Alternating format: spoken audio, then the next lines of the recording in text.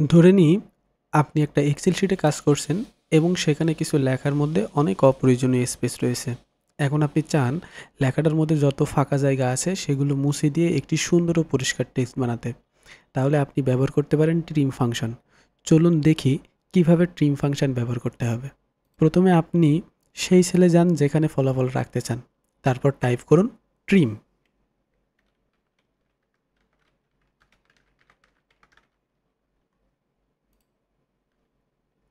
এবং data sell থেকে যে ভ্যালুটির স্পেস দূর করতে চাচ্ছেন সেই সেলটি সিলেক্ট করুন।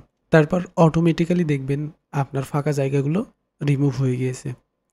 এরকমভাবে প্রত্যেকটি ফাঁকা জায়গা তোলার জন্য আমরা প্রত্যেকটা সেলে সেম ফাংশন অ্যাপ্লাই করি।